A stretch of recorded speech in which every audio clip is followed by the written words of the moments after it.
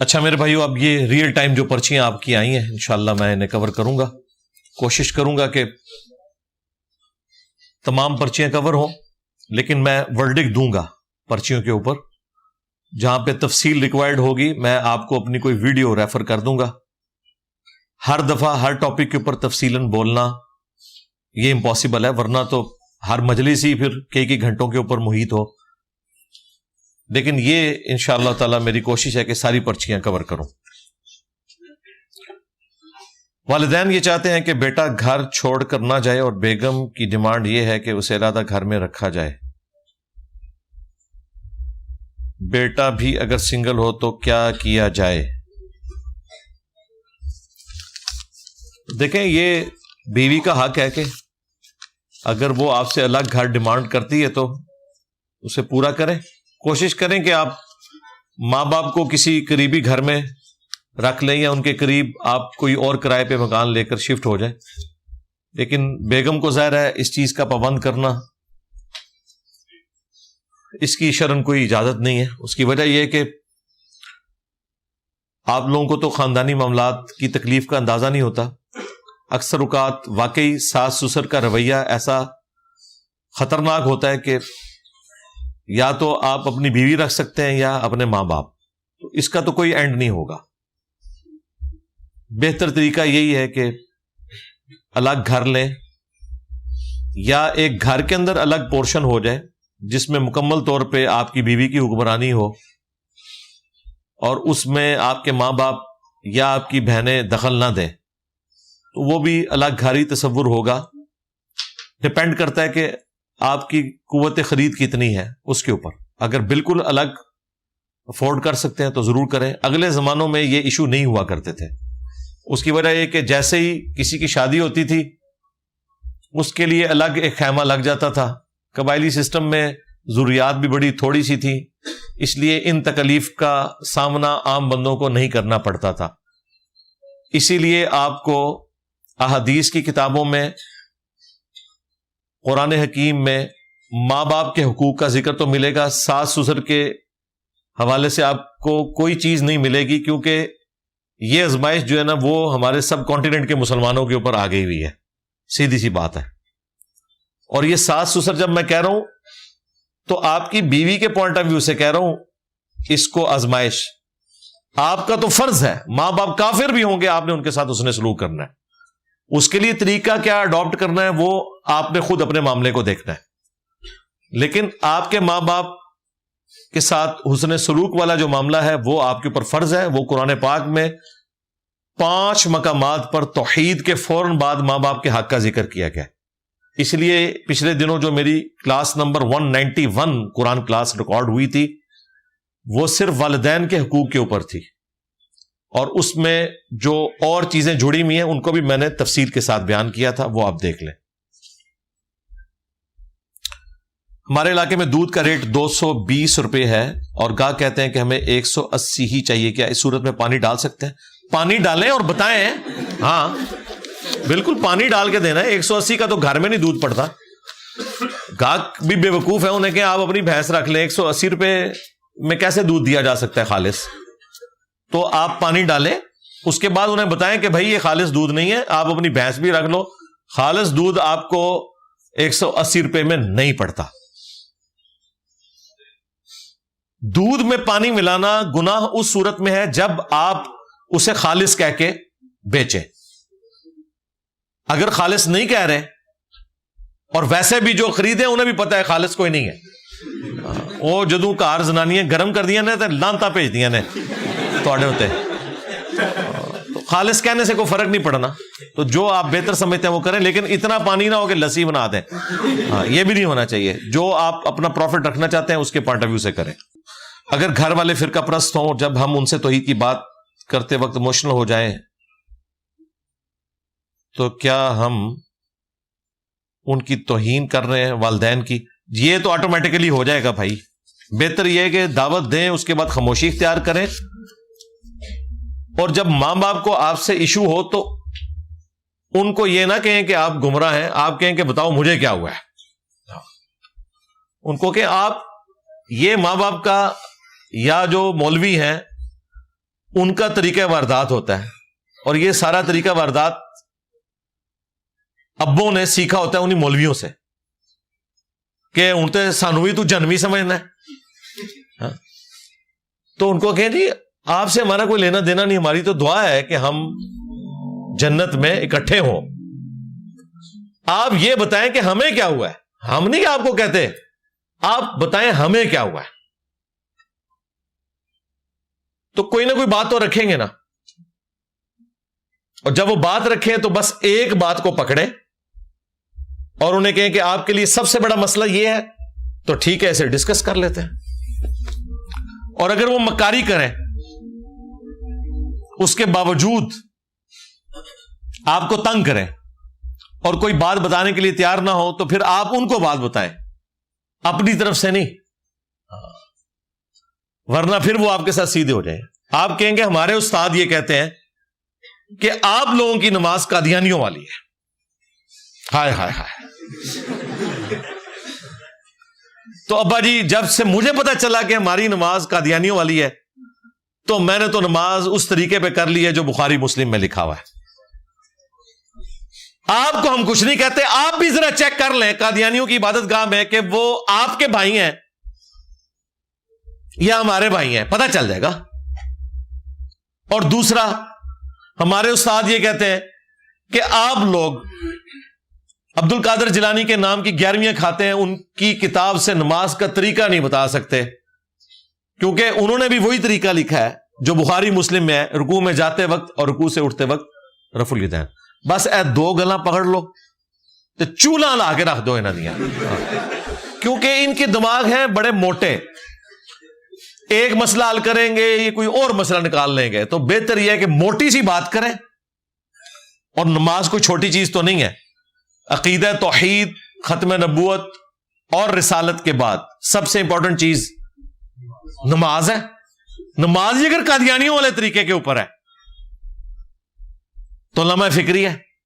دیکھیں ایک ایسی بات پکڑی ہے ان کی, اس سے پہلے کہ یہ آپ کے اوپر کوئی جھوٹا الزام لگائیں, یہ چشتی رسول اللہ پارٹی یا تھانوی رسول اللہ party turns the table over کرتے ہیں. ان کہ آپ کی نماز قادیانیوں والی ہے, اور یہ ہمارا رائٹ ہے اس طریقے سے بات کرنا. جب قرآن و سنت کی تعلیمات پر عمل کرنے کے سبب یہ ہم پہ گمراہی کے فتوے لگائیں گے نا, تو یہ ہمارا رائٹ ہے کہ ہم اسے ریبٹل کریں گے. قرآن نے تو اس سے زیادہ رائٹ دیا ہے. قرآن میں سورہ الشورى میں آیا کہ برائی کا بدلہ اسی لیول کی برائی ہے, معاف کر دو تو اجر اللہ کے حضور پکا ہے.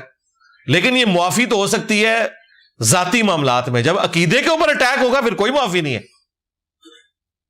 اور سورۃ النساء میں آیا کہ اللہ تعالیٰ برائی کے ساتھ کسی کا ذکر کرنا پسند نہیں کرتا سوائے اس کے کہ جو مظلوم ہے. مظلوم اگر ظالم کو سخت الفاظ بھی بول دے تو اللہ تعالیٰ اس چیز سے صرف نظر فرماتا ہے.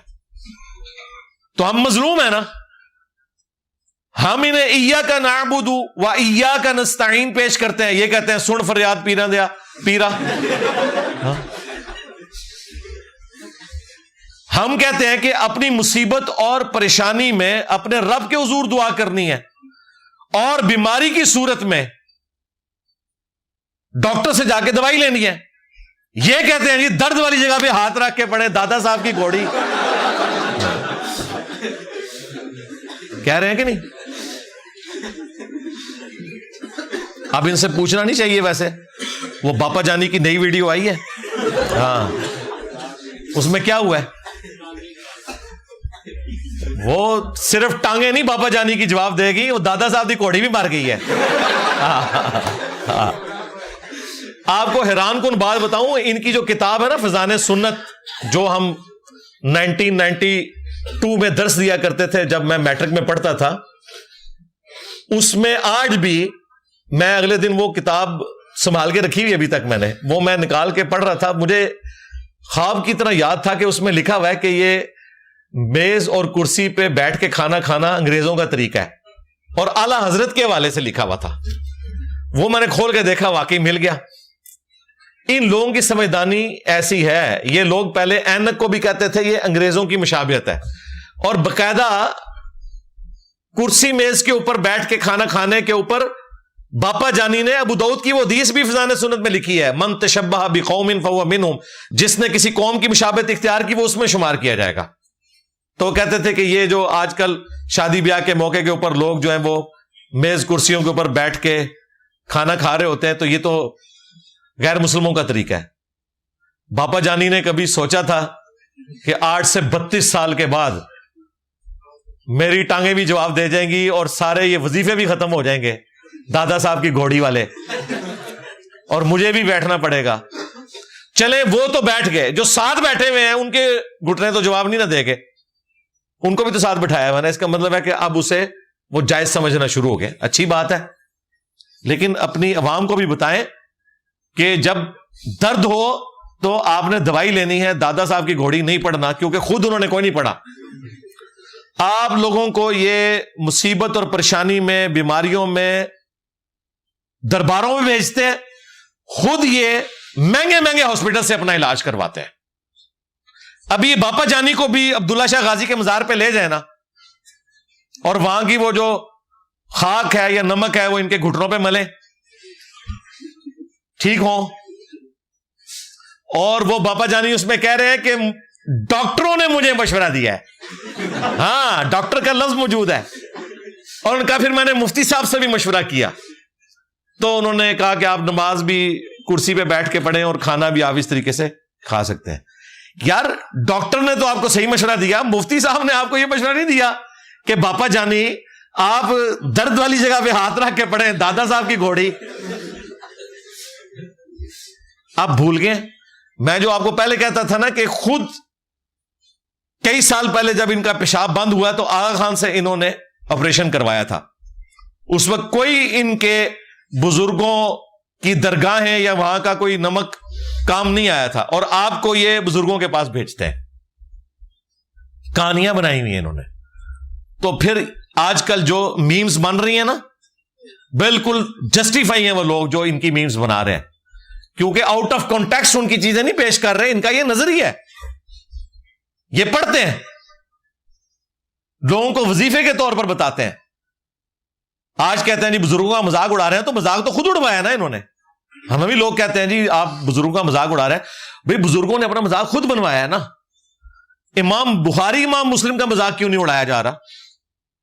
سوچنے کی بات ہے. کیا یہ بزرگ نہیں ہے؟ یہ وہ ہیں جنہوں نے اپنے نبی کے ساتھ وفاداری کی ہے. آج ہم نے ان کی کتابیں بھی ٹیبل پہ سجائی ہوئی ہیں، خود تشریف لے آئیں اگر وہ، تو ہم ان کا کتنا احترام کریں. حالانکہ ہماری ان سے کوئی رشتہ داری نہیں ہے، صرف اس لیے کہ انہوں نے رسول اللہ کے ساتھ وفاداری کی. لیکن جن بابوں نے رسول اللہ صلی اللہ علیہ وآلہ وسلم کے ساتھ غداری کی ہے ان کو ہم 1% بھی بینیفٹ آف ڈاؤٹ دینے کے لیے تیار نہیں ہے. اور یہی وجہ ہے کہ اللہ تعالیٰ نے ان کے بزرگوں کی غداری کا بدلہ ان سے لیا ہے، اور اتنی بڑی بلا ان کے اوپر چھوڑ دیا ہے. میرے نبی سا ہے ہی کوئی نہیں، تیرے بابے تھے شاہ ہی کوئی نہیں. اب تو یہ اردو اور پنجابی زبان کا سب سے مشہور محاورہ ہے، بابے تھے شاہ ہی کوئی نہیں. الحمدللہ.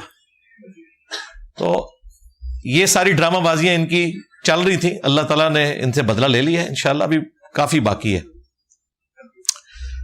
میں ایم اے انگلش ادب کا اسٹوڈنٹ ہوں. سارا ادب عموماً کرسچن ویلیوز پر ہوتا ہے. کیا اسے صرف لٹریچر کے طور پر پڑھنا ٹھیک ہے؟ پڑھیں جی، کوئی مسئلہ نہیں ہے جی، پڑھیں. آپ کے بزرگوں نے کیا کیا ہے میرے بھائی؟ جو کنٹریبیوشن کی ہے لوگوں نے، وہ کنٹریبیوشن سے آپ نے فائدہ اٹھانا ہے. مجھے بتائیں اس وقت میڈیکل فیلڈ میں جتنی ترقی ہوئی ہے، یہ کسی اجمیر شریف، بغداد شریف، بریلی شریف، دیوبند شریف کا تو دین نہیں ہے، گوروں کی محنت ہے. ان میں سے اکثر کرسچنز ہیں، کئی یہودی ہیں، تو وہ ہم فائدہ اٹھا رہے ہیں نا. تو اسی طریقے سے باقی معاملات میں بھی جو باتیں ٹھیک ہیں وہ آپ لیں. ان لوگوں نے تو آپ کو نہیں بتانی. اور یہ جو آپ کو گولڈن پیریڈ آف اسلام بھی بتاتے ہیں نا، وہ بھی جھوٹ بتاتے ہیں. گولڈن پیریڈ آف اسلام کے اندر کسی مولوی، کسی بزرگ کی کوئی کنٹریبیوشن نہیں تھی. وہ ساری کی ساری کنٹریبیوشن معتزلہ کی ہے. وہ جب حکمرانی میں آئے ہارون رشید کا بیٹا مامون رشید، ان لوگوں نے اس وقت یونان سے فلسفے کی کتابیں عربی میں ٹرانسلیٹ کی. پھر مسلمانوں کے ہاں بھی لوگ پیدا ہوئے جنہوں نے اس میں مزید ویلیو ایڈیشن کی، اور کیمسٹری کی فیلڈ میں، فزکس کی فیلڈ میں، اسٹرانومی کی فیلڈ میں، میڈیکل سائنس کے اندر مسلمانوں نے ترقی کی. یونان کا وہ نالج جب یہاں پہ آیا انہوں نے مزید ویلیو ایڈیشن کی. جس طرح بعد میں پھر کرسچنز نے، جوز نے مسلمانوں کی جو ویلیو ایڈیشن ہے اس میں مزید ویلیو ایڈیشن کی. تو یہ ایک سلسلہ ہے جو چل رہا ہے. لہذا یہ جو آپ کو اپنے بزرگوں کا حوالہ دیتے ہیں نا، جی ہمارے بزرگوں نے اتنا سائنس کے لیے کیا، وہ لوگ جو تھے انہوں نے تو ان کے بزرگوں سے تکلیفیں کاٹی ہوئی ہیں، ان کو تو یہ گمراہ سمجھتے تھے. بعد میں متوکل جب بادشاہ آیا ہے بنو عباس کا، ان سب لوگوں کو جیلوں میں ڈلوایا انہوں نے، اور جو ذہنی طور پہ مفلوج کرنا تھا وہ کام امام غزالی نے کر دیا. اور پھر آہستہ آہستہ آہستہ کرتے کرتے امت کا یہ سارا معاملہ جو ہے آپ کے سامنے ہے. ان لوگوں کی اپنی کتابیں آپ پڑھ کے دیکھیں. یہ شیخ احمد سرندی جن کے بارے میں کراچی کے مفتی صاحب کہہ رہے تھے کہ وہ ہمارے بزرگوں میں سے ہیں، بریلوی کہتے ہیں ہمارے بزرگوں میں سے ہیں، جن کو یہ مجدد الافسانی کہتے ہیں، اور ڈاکٹر سرار صاحب بھی اپنے بھول پن میں ان کو مجدد الافسانی کہتے تھے. اس نے اپنے مکتوبات میں لکھا ہے کہ بھئی اس سے کیا چیز حاصل ہوتی ہے کہ ٹرائنگل کے تینوں اینگلز جمع کریں تو 180 جواب آتا ہے. کہتے ہیں اس سے کیا کوئی فائدہ ہوتا ہے. وہ مذاق اڑاتے تھے میتھمیٹکس کا. آج انہیں کیا پتا کہ اس سے یہ فائدہ ہوتا ہے کہ مجدد صاحب آپ لوگ تو 4-5 مہینے ذلیل ہو کے ڈاکوؤں کے ڈر کو بھی سامنے رکھتے ہوئے راستے میں قافلہ لٹ جانا، بھوک پیاس بیماری برداشت کر کے 1 سال جاتے تھے حج کے لیے، اگلے سال واپس آتے تھے، 4 مہینے جانا اور 4 مہینے آنا. اس ٹرائنگل نے آپ کو آج اس قابل کر دیا کہ آپ 4 گھنٹے میں پہنچ جاتے ہیں وہاں. لو سامو ٹھیک ہے. تو اس لیے ہماری زبان بند رہنے دیا کریں. پھر ہم جب یہ باتیں کرتے ہیں نا تو پھر جو مولویوں کے فرنٹ مین ہیں ان لوگوں کو تکلیف ہوتی ہے، جی انجینئر صاحب ہمارا مذاق اڑاتے ہیں ہمارے بزرگوں کا. بھائی تمہارے بزرگوں نے کام ہی اتنا بڑا ڈالا ہے، اور جو تم ان کی کنٹریبیوشن بھی بتاتے ہو وہ جھوٹ بتاتے ہو. یہ ان لوگوں کی کنٹریبیوشنز نہیں ہے، یہ ان لوگوں کی کنٹریبیوشنز ہیں جن کو تمہارے بزرگ گمراہ سمجھتے رہے، ان کے خلاف فتوے دیے میں.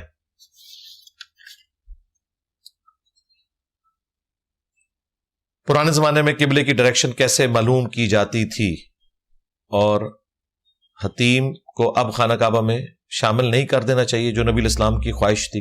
اب تو خیر ضرورت ہی کوئی نہیں ہے جی، عوام الناس کو فائدہ اٹھانے تھے. نبی الاسلام نے خواہش کا اظہار کیا، حکم تو نہیں فرمایا. تو ضروری نہیں ہے کہ اس کو اس طریقے سے ایگزیکیوٹ کیا جائے، کیونکہ اگر یہی چیز ہوتی تو خلفائے راشدین اس کو کر دیتے. خلفائے راشدین نے نہیں کیا، بعد میں ایک کوشش کی عبداللہ ابن زبیر نے، لیکن وہ بھی ریورس ہو گئی. اس کے بعد جب دوبارہ کوشش ہونے لگی تو پھر امام مالک نے اس وقت فتویٰ دیا تھا یہ حکمرانوں کی گیم بن جائے گی. ایک آئے گا وہ کعبے کو توڑے گا، حتیم کو باہر نکالے گا، دوسرا حتیم کو توڑے گا، اس کو کعبے کے اندر داخل کرے گا، یہ تماشا لگا رہے گا. لہٰذا اس کو ویسے ہی رہنے دیں. ہاں حضرت ابوبکر، عمر، عثمان و علی میں سے کسی نے یہ ایکٹیویٹی پرفارم کی ہوتی تو ہم یہی فارم لیتے جو آپ لے رہے ہیں. چونکہ انہوں نے نہیں کیا اور ان کے اختیار میں بھی تھا. حضرت عمر کے پاس تو دولت بھی اتنی آ چکی تھی رومنز اور پرشین کی بیت المال کے اندر، وہ یہ کر سکتے تھے. لہذا میں نہیں سمجھتا کہ اس کو کرنا کوئی ضروری ہے. باقی ڈائریکشن آف قبلہ، اس زمانے میں بھی ڈائریکشن معلوم کرنے کے لیے جو سورج کا سہارا لیا جاتا تھا، یہ نالج مسلمانوں کے دنیا میں آنے سے پہلے، یعنی نبی علیہ السلام کی بعثت سے پہلے بھی موجود ہے. اور اس وقت یونان میں سائنس اتنی ترقی کر چکی تھی. اسی طریقے سے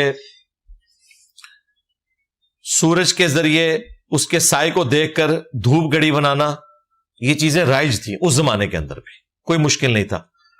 باقی ایگزیکٹ ڈائریکشن آف قبلہ اس زمانے میں یہ پاسبل نہیں تھی، اندازن تھا. اس لیے ایگزیکٹ قبلے کی ڈائریکشن رکھنا اس زمانے میں کوئی ضروری بھی نہیں تھا. نبی علیہ السلام نے کافی ٹالرنس دی ہوئی تھی. اس کے اوپر میں نے پوری ویڈیو ریکارڈ کروائی ہے، وہ آپ دیکھ لیں. ڈائریکشن آف قبلہ ان نارتھ امریکہ.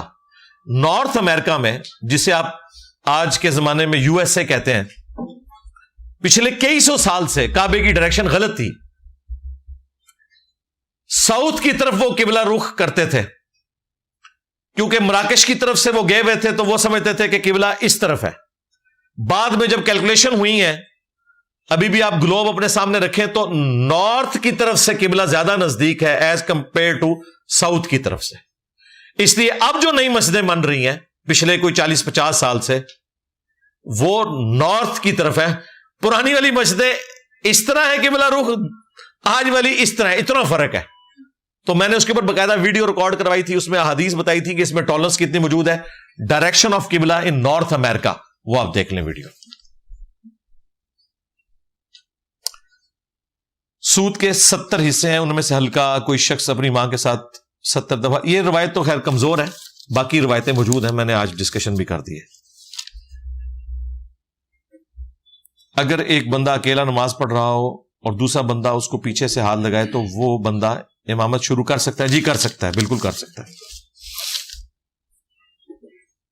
اگر جہری نمازیں ہیں تو اسی وقت وہ قرات جہر کرنا شروع کرتے ہیں, اگر سرن ہے تو پھر وہ آہستہ آواز میں اس طریقے سے پڑھتا رہے. میرے والد صاحب انتہائی شریف آدمی ہیں اور وہ ایک پیر کے مرید تھے, ان کو خلافت بھی ملی ہوئی تھی دم کرنے کے لیے. اب میں ان کی مغفرت کے لیے دعا کے علاوہ اور کیا کر سکتا ہوں؟ صدقہ اور خیرات کریں جی. ایصال ثواب کے 10 طریقے میری ویڈیو دیکھ لیں. اگر قرآن کے مطابق ہم سوتے ہیں تو ہماری روحیں اللہ تعالیٰ قبض فرما لیتا ہے, تو پھر ہمارا دل دھڑکتا ہے اور ہماری سانس کیسے چلتی؟ یہ روحیں قبض ہونا یہ وہ چیز ہے جس کی تفصیلات ہمیں نہیں بتائے گی, نہ یہ سائنس کے ذریعے چیزیں آبزرو کی جا سکتی ہیں.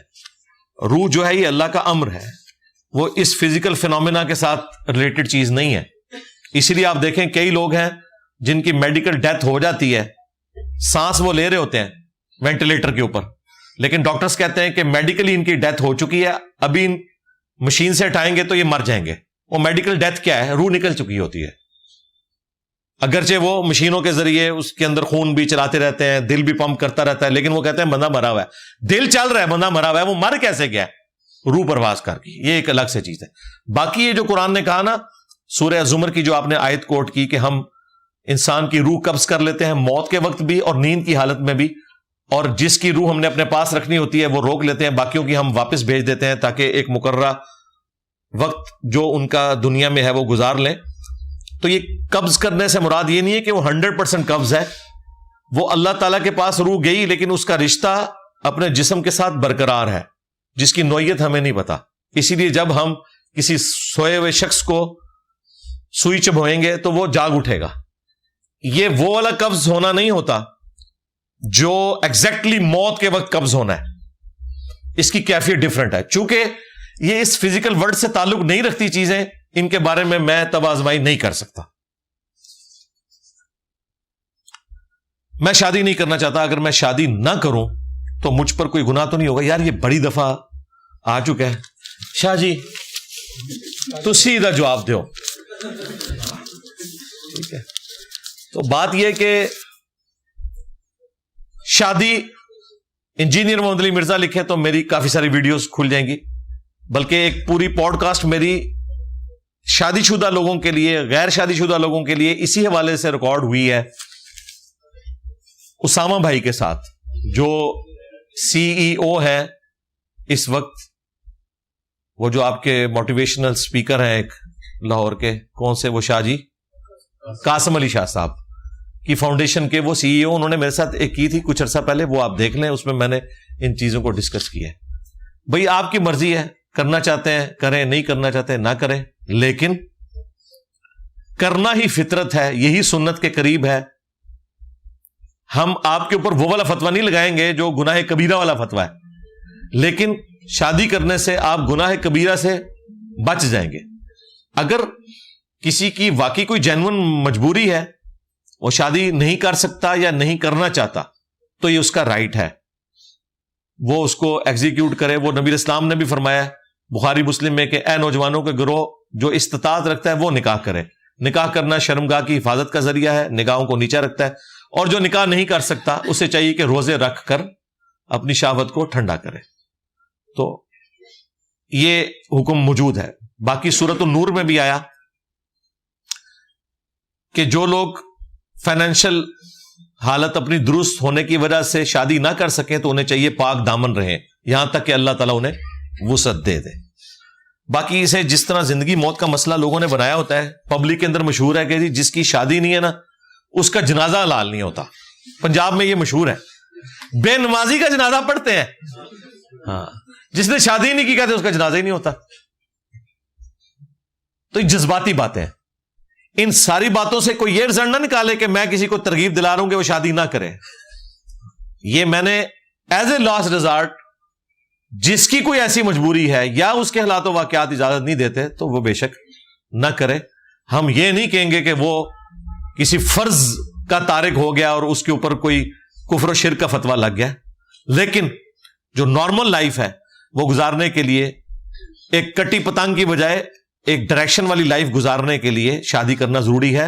اور یہ شادی کے بعد آپ کو پتہ چل جائے گا کہ زندگی ایک خاص ڈگر کے اوپر چلنا شروع کر دیتی ہے. یہ انسان کی بیسک نیڈ ہے. باقی بخاری مسلم میں وہ حدیث مشہور جو میں نے کئی دفعہ سنائی، جو 3 صحابہ نبی الاسلام کی غیر موجودگی میں آئے تھے اور انہوں نے وہاں پہ جو سٹیٹمنٹس دی تھی، ایک نے کہا کہ میں روزانہ روزہ رکھوں گا، ایک نے کہا میں روزانہ رات کو جاگوں گا، ایک نے کہا میں نکاح نہیں کروں گا. تو نبی الاسلام نے بعد میں ان کو بلوا کے ڈانٹا تھا جب آپ واپس آئے کہ یہ تم کس قسم کی باتیں کر رہے ہو. میں رات کو سوتا بھی ہوں اور عبادت بھی کرتا ہوں، میں نفلی روزے رکھتا بھی ہوں، چھوڑ بھی دیتا ہوں، اور نکاح تو میری سنت ہے. جس نے میری سنت سے اعراض کیا اس کا مجھ سے کوئی تعلق نہیں. جان بوجھ کے اس سنت کو چھوڑنا بغیر کسی وجہ کے یا تحقیر کی نیت سے دیکھنا یا یہ سمجھنا کہ اللہ کے قرب کا ذریعہ ہے کہ انسان شادی نہ کرے، جس طرح کے کرسچنز اور جیوز کے راہب کیا کرتے تھے، تو وہ ایکٹیویٹی جو پرفارم کرے گا وہ حرام کا مرتکب ہے، کیونکہ وہ رسول اللہ کی سنت کو چھوڑ رہا ہے. ایسی سنت چھوڑنے والے کے لیے وہ حدیث ہے ترمذی میں کہ 6 لوگوں پہ اللہ کی لعنت ہے، ان میں سے ایک وہ ہے جو سنت کو چھوڑے، نبی الاسلام کے طریقے کو چھوڑے، یعنی ان تمام شرائط کے ساتھ.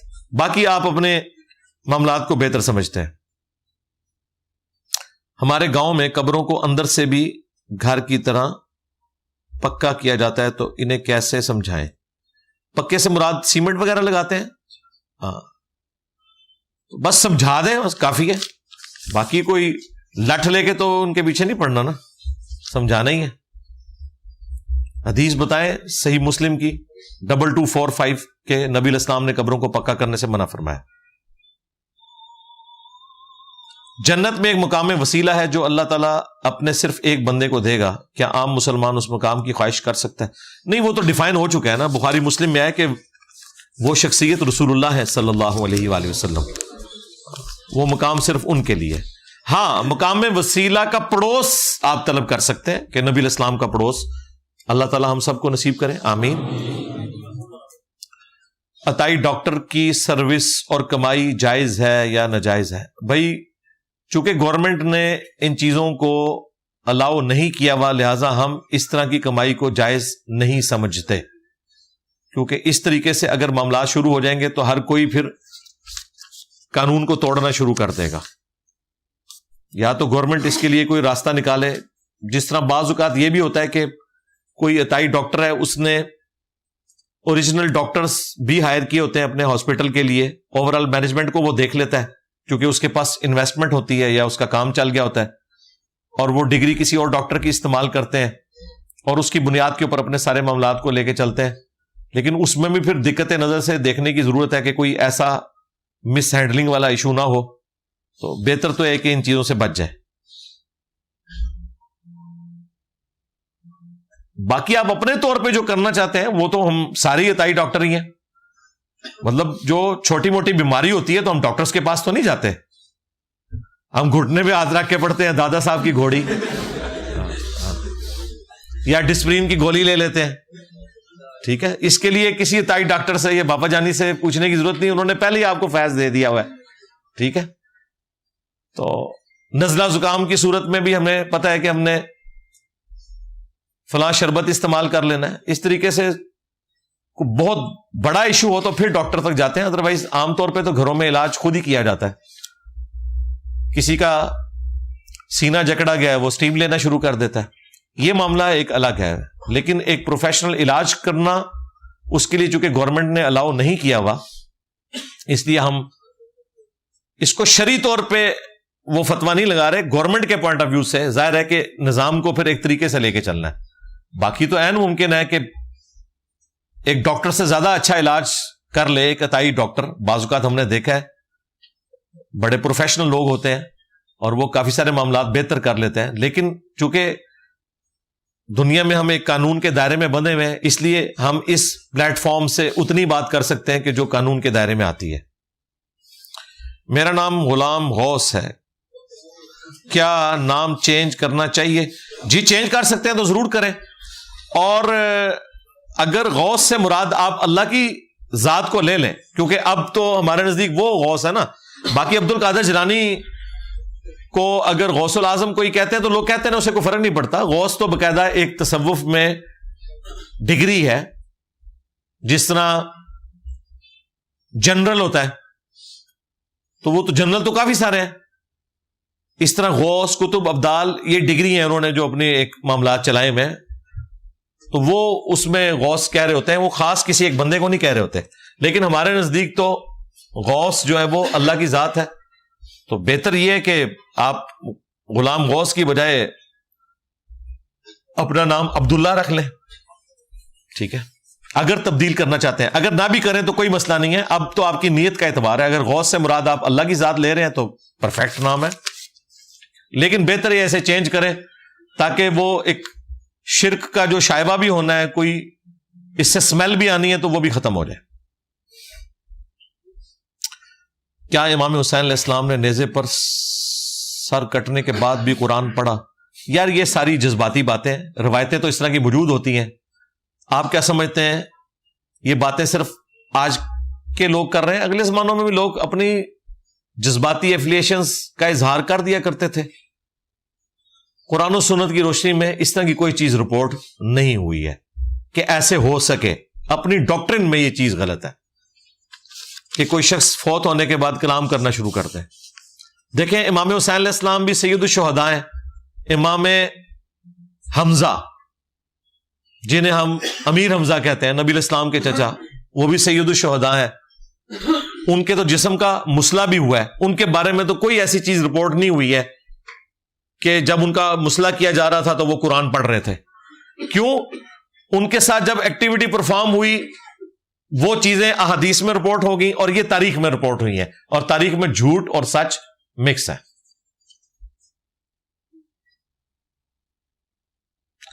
ہمارے علاقے میں کان کے علاج کے لیے کسی بھی کیا لکھے کسی بھی جوڑواں بچے کی آواز کو سنایا جاتا ہے. اس بندے کو سنایا جاتا ہے جس کے کان میں. ہاں تو ٹھیک ہے، اگر اس سے ہو رہا ہے تو ٹھیک ہے. ساتھ ایک دفعہ یہ بھی پڑھے دادا صاحب کی گھوڑی. جب انسان فوت ہو جاتا ہے تو اس کے دوست احباب جو پہلے فوت ہو چکے ہیں، کیا ان سے ملاقات ہو جاتی ہے مرنے کے بعد؟ او اللہ دے بندے ہو، اپنی فکر کرو، ملاقاتاں دے چکر اس پہ ہو. جی ہو جائے گی انشاءاللہ تعالی، ہو جائے گی انشاءاللہ. اور کوشش کریں جنت میں ہی ہو. ہاں ہو جائے گی ملاقات. وہ نبی علیہ السلام نے اپنی بیٹی فاطمہ سے فرمایا تھا نا، میرے اہل البیت میں سب سے پہلے تم مجھے آ کے ملو گی، جو بخاری مسلم میں حدیث ہے. اور تم اس بات پہ خوش نہیں ہو کہ تم جنتی عورتوں کی سردار ہو. تو اس پہ وہ مسکرا پڑی تھی. جب نبی علیہ السلام نے انہیں اپنی موت کی خبر دی تو وہ رو پڑی، اور پھر نبی علیہ السلام نے انہیں یہ خوشخبری سنائی. تو یہ بات بالکل ٹھیک ہے، مرنے کے بعد ملاقات ہو جاتی ہے. پاکستانی مسلمانوں کی فلسطین کے حوالے سے کیا ذمہ داری ہے؟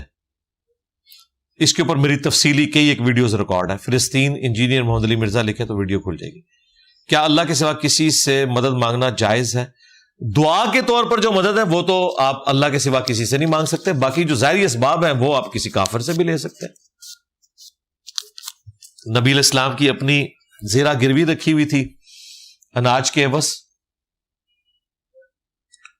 یہودی کے پاس، تو یہودیوں کے ساتھ بھی آپ لین دین کا معاملہ کر سکتے ہیں. میں بریلوی مدرسے میں طالب علم ہوں، اگر میں وہاں رفع الیدین کروں تو مجھے مدرسے سے نکال دیں گے. اس صورت میں میں کیا کروں؟ ٹھیک ہے اپنی تعلیم مکمل کریں، لیکن اس کے بعد آپ نے کیا کرنا ہے یہ بھی مجھے ذرا بتائیں نا. مدرسے سے نکل کے کرنا کیا آپ نے، یہ بھی تو دیکھنے کی ضرورت ہے نا. اگر تو آپ نے وہ فیلڈ اڈاپٹ کرنی ہے تو میرے بھائی ابھی وہ فیلڈ چھوڑ دیں، کیونکہ بعد میں تو کوئی مسجد ہی سنبھالنی ہوگی، پھر آپ کہیں گے جی میں نے مسجد بریلویوں کی سنبھالی بھی ہے، لہٰذا اب میں نے رفع الیدین اس لیے نہیں کرنا کہ مسجد میرے پاس ہے. تو یہ تو آپ اپنی دنیا بھی برباد کریں گے، آخرت بھی برباد کر بیٹھیں گے. اور اگر آپ شوقیہ پڑھ رہے ہیں تو وہ پارٹ ٹائم بھی پڑھا جا سکتا ہے. آپ اپنی اسکول کالج کی تعلیم بھی جاری رکھیں اور پیرلل میں یہ جاری رکھیں. تو یہ آپ نے خود فیصلہ کرنا ہے کہ اس میں سے نکالنا کیا ہے مدرسے میں پڑھ کے. کیا نماز حالت قیام میں ہاتھ چھوڑ کر پڑھنا کسی صحیح اور واضح حدیث سے ثابت ہے؟ سنن ابی داؤد ابو حمید سعدی کی روایت کے علاوہ، کیونکہ اس میں واضح نہیں ہے. واضح اور کیسے آپ کو کیا جائے؟ بالکل واضح ہے. کیا ہے اس میں سے؟ بالکل اس میں واضح الفاظ موجود ہیں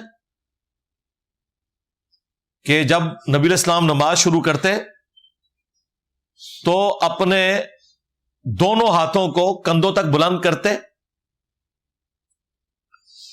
اور پھر تکبیر کہتے، یہاں تک کہ ہر ہڈی اپنی جگہ پر واپس آ جاتی.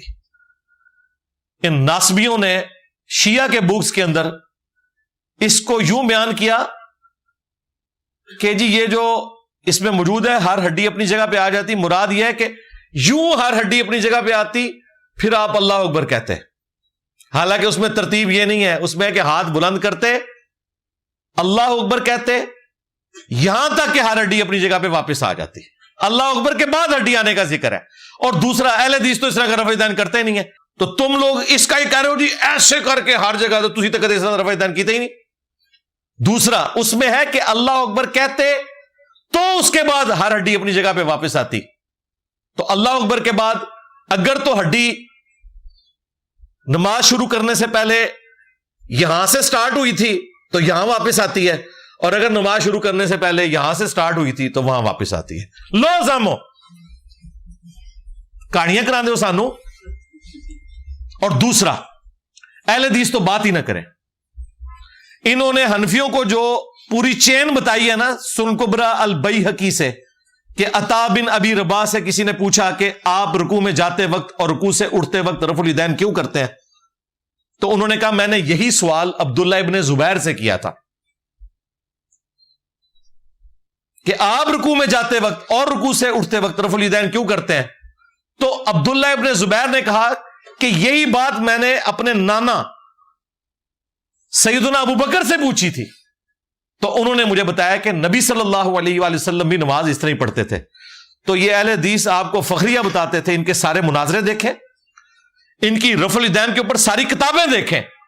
یہ حنفیوں کو سب سے مضبوط دلیل بخاری مسلم کے بعد اگر کوئی پیش کرتے ہیں نا تو یہ والی حدیث سنن کبریٰ البیہقی کی پیش کرتے ہیں اور کہتے ہیں دیکھیں عطا بن ابی رباح تو امام حنیفہ کے استاد تھے، اور تاریخ بغداد میں آیا کہ امام حنیفہ نے فرمایا میں نے عطا بن ابی رباح سے افضل شخص پلانٹ ارتھ پہ کوئی نہیں دیکھا،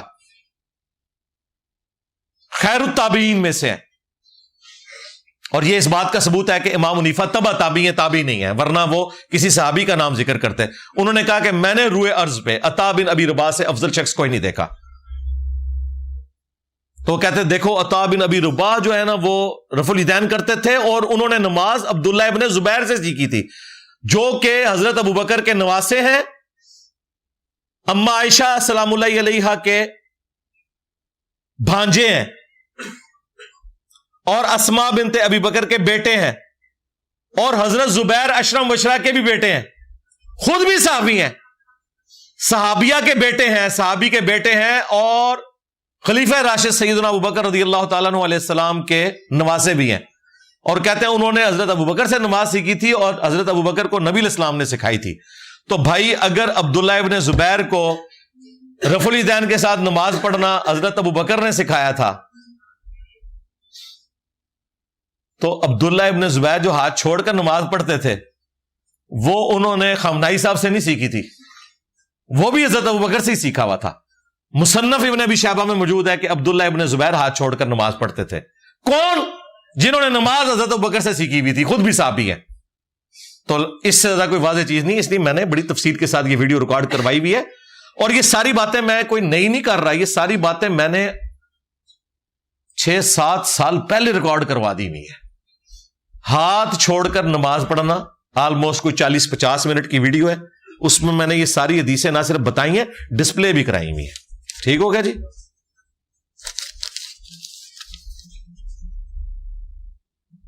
علماء کہتے ہیں کہ قیامت کے دن آپ صلی اللہ علیہ وآلہ وسلم شفاعت کریں گے. اگر شفاعت صرف نبی الاسلام کریں گے تو ایک حافظ قرآن بھی تو لوگوں کی شفاعت کرے گا. جی حافظ قرآن کرے گا تو اولیاء اور غوث کیوں نہیں کریں گے؟ حافظ قرآن کا تو رپورٹ ہوا ہے, اور وہ بھی اس طرح نہیں ہے جس نے حلال کو حلال جانا حرام کو حرام. ابو داؤد میں حاکم میں موجود ہے, اس کے ماں باپ کو تاج پہنایا جائے گا. یہ جو اولیاء اور غوث کتب ہیں, ان کو یہ نہ تو قرآن آتا ہے نہ انہیں حدیث کا پتہ ہے جو آپ نے بنائے میں. ان کی تو فضیلت کہیں نہیں آئی ہے. اور اگر آپ نے ان کو حافظ کے کھاتے میں ڈالنا ہے تو زیادہ 6-7 بندے دلیل لے رہے ہو, لو سامو حافظ قرآن کتنے بندے لے کے جائے گا؟ جی 7 بندے. ویسے اس روایت میں بھی کلام ہے, چلو مان لیا. تو بھائی عبد القادر جیلانی نے 7 بندے لے کے جانے, 7 تو انہوں نے پتر ہونے نے اپنے, تو انہوں نے کہانی ہو جانی ہے. ہاں الیاس قادری صاحب پوری زندگی کس طرح مسکینوں والی زندگی گزاری ہے, اینڈ پہ اپنے بیٹے کو ہی خلیفہ بنا دیا ہے نا, اور جنہیں چٹے دستانے پائے ہونے نے. اور پوچھا گیا ایسے کیوں بنایا؟ کہتے ہیں اس سے کوئی بہتر ہے تو ہمیں بتائیں.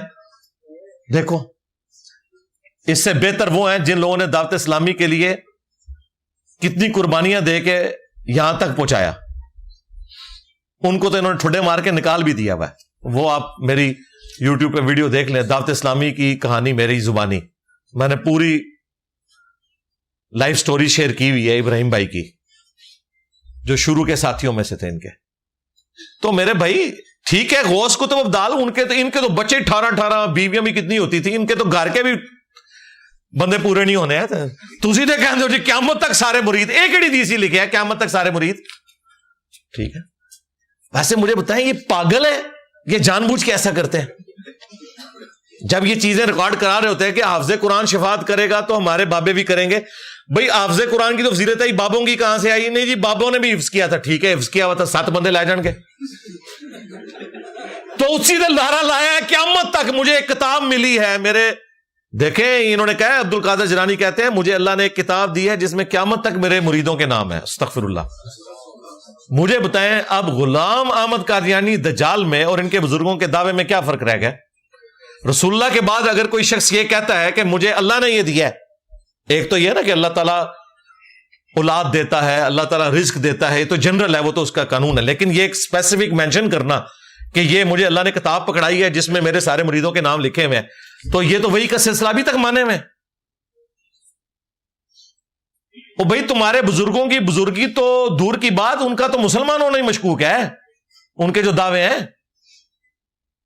پہلے اسلام ثابت کرو ان کا, ہم سے بعد میں بات کرنا. جن کو تم بزرگ سمجھتے ہو ہمارا کوئی لینا دینا نہیں, نہ ہمیں عبد القادر جیلانی کے ساتھ کوئی ہمدردی ہے نہ کوئی دشمنی ہے. اگر وہ نیک آدمی تھے اللہ سے جزا پائیں گے, اگر انہوں نے کام ڈالا ہے تو اللہ سے سزا پائیں گے. ہمیں کوئی بات مجبور نہیں کرتی کہ ہم صحابہ اور اہل بیت کے بعد کسی شخص کا دفاع کریں. ہاں یہ ذہن میں رکھیے گا, اگر آپ صحابہ اور اہل بیت کے بارے میں کوئی بات کریں گے کہ جن کی بزرگی مسلمہ ہے قرآن و سنت کی روشنی میں, وہاں ہم دفاع کریں گے, ہم کہیں گے تم جھوٹ بول رہے ہو, مولا علی نے یہ نہیں کہا ہوگا. لیکن یہ فیور ہم صحابہ اور اہل بیت کے بعد تمہارے بابوں کو نہیں دیں گے, کیونکہ ہمیں جو ان کا تعارف ان کی کتابوں سے تم نے کروایا ہے اس میں تو انہوں نے کام ڈالا ہوا ہے. ہم ان کا جھوٹا دفاع کر کے اللہ کے حضور پکڑے نہیں جائیں گے انشاءاللہ تعالی. اگر جھوٹا دفاع کیا تو پھر پکڑے جائیں گے, اس لیے ہم یہ کام نہیں کریں گے. یہ تو توانی مبارک ہے. باقی میری شفاعت کے اوپر تفصیلی ویڈیو ہے, شفاعت کا عقیدہ 6-7 سال پہلے ریکارڈ ہوئی ہے. اس میں نے بخاری مسلم سے بتایا کہ جب نبی علیہ السلام کے مبارک ہاتھوں پہ شفاعت کا دروازہ کھلے گا, پھر انبیاء بھی شفاعت کریں گے, فرشتے بھی شفاعت کریں گے, اور اللہ کے نیک بندے بھی کریں گے. ہمیں تو اختلاف ہے تمہارے نانگے پیروں سے, نیک بندوں کو حامی تو مانتے ہیں. ہم امام بخاری امام مسلم کا نام اتنے احترام سے لیتے ہیں کہ ہم نے اپنے ماں باپ کا نام بھی کبھی اتنے احترام سے نہیں لیا. تو ہم بزرگوں کے ماننے والے ہیں نا, لیکن غداروں کے نہیں. ہاں میں نبی سا ہے ہی کوئی نہیں, تیرے بابے تے شاہ ہی کوئی نہیں. یہ شعر میں اس لیے بولتا ہوں کہ میں نے اپنا سارا غصہ اسی میں نکالنا ہے.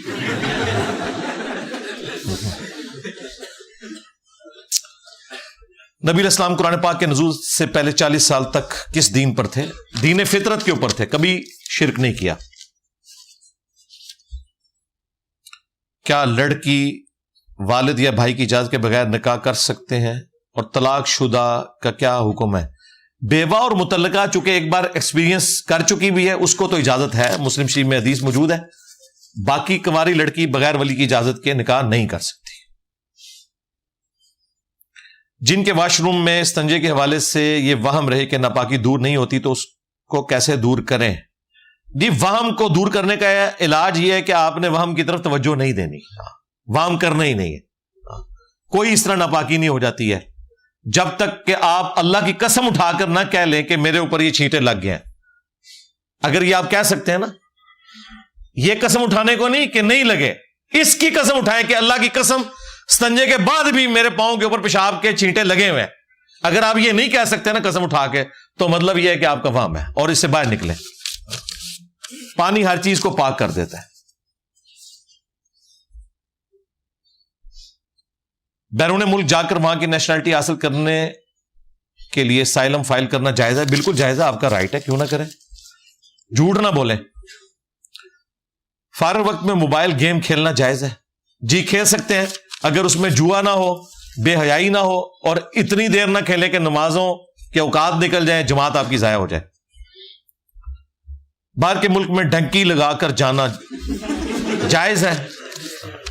نہیں جی، بہت ثواب کا کام ہے، ڈبو جا کے رام موت مرو، غلط ہے، ظاہر ہے۔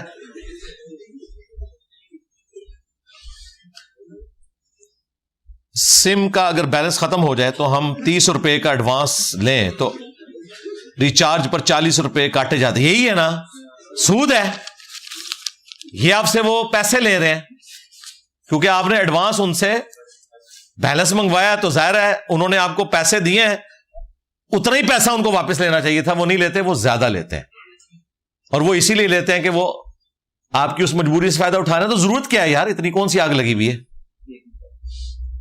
بھائی وہ جو اے سی کے پاس اس طرح بیٹھے ہو نا، مسلسلہ باتیں کر رہے، پھر مجھے پوائنٹ آؤٹ کرنا پڑے گا، جوڑیاں لادہ کرنی پڑے گی، اس سے پہلے اپنے آپ پہ کنٹرول کر۔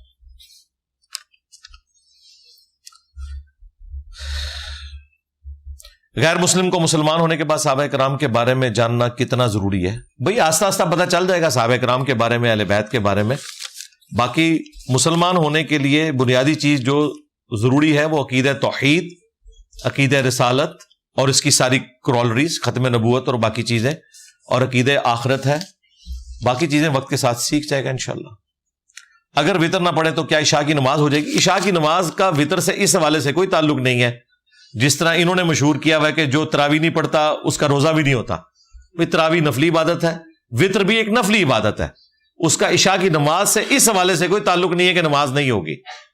ویسے اس کا ٹائم وہ ہے جو عشاء کا ٹائم ہے، لیکن عشاء کے 4 فرض کافی ہیں۔ البتہ چونکہ وتر ایک تاکیدی سنت ہے، جامع ترمذی میں سیدنا علی کا قول ہے کہ وتر ہے تو سنت، لیکن اسے چھوڑو مت۔ نبی علیہ السلام کی یہ روٹین تھی، آپ سفر میں بھی وتر پڑھتے تھے، بخاری مسلم میں آیا، اور فجر کی 2 سنتیں آپ نے سفر میں بھی پڑھی ہیں۔ وہ مسلم شریف میں جو لمبی حدیث ہے نا، جس میں حضرت بلال کی ڈیوٹی لگی تو وہ سو گئے تھے اور سورج نکل آیا تھا، پھر نبی الاسلام نے کہا کہ ادھر سے اٹھو، آگے جا کے پھر ایک اور مقام پہ آپ نے سورج نکلی ہوئی حالت میں فجر کی نماز جماعت سے پڑھائی، اور پھر بعد میں فرمایا کہ اگر کوئی شخص سویا رہ جائے یا بھول جائے تو جب یاد آئے یا اس کی آنکھ کھلے وہ نماز اسی وقت پڑھ لے، اس کے لیے نماز کا ٹائم وہی ہے۔ وہ حدیث بخاری میں موجود ہے۔ بخاری کے ایک طریق کے اندر یہ بھی موجود ہے کہ نبی علیہ السلام نے فجر کے فرضوں سے پہلے 2 رکعتیں بھی وہاں ادا کی، یعنی سفر میں بھی آپ نے فجر کی 2 سنتیں اور عشاء کے وتر نہیں چھوڑے۔ اس کا اہتمام کر لیں، باقی ستے خیر ہیں، پھر کوئی مسئلہ نہیں ہے۔ وتر میں ویسے تو عموماً سنت 3 وتر ہے، بخاری میں آیا۔ قاسم بن محمد بن ابی بکر جو حضرت ابو بکر کے پوتے ہیں اور محمد بن ابی بکر کے بیٹے ہیں، وہ کہتے ہیں کہ میں نے صحابہ کرام کو 3 وتر پہ ہی پایا ہے، البتہ ایک پڑھنے میں بھی کوئی حرج نہیں ہے، ایک وتر پڑھنا بھی جائز ہے۔ تو اگر زیادہ کسی کو مسئلہ ہے تو ایک وتر پڑھ لے، جس طرح آخری رکعت پڑھی جاتی ہے نا وتر کی، بس ویسے پڑھ لیں، ثنا پڑھیں، سورہ فاتحہ سورت ملائیں اور دعائے قنوت، اور اسی رکعت میں تشہد بیٹھ کے سلام پھیر دیں، تو یہ بھی جائز ہے۔ الموطا امام مالک میں ہے، سعد ابن ابی وقاص جو فاتح ایران تھے، حضرت عمر کے دور میں انہوں نے جنگ قادسیہ میں پرشین امپائر کو شکست دی تھی، اور نبی صلی اللہ علیہ وآلہ وسلم کے رشتے میں ماموں لگتے تھے۔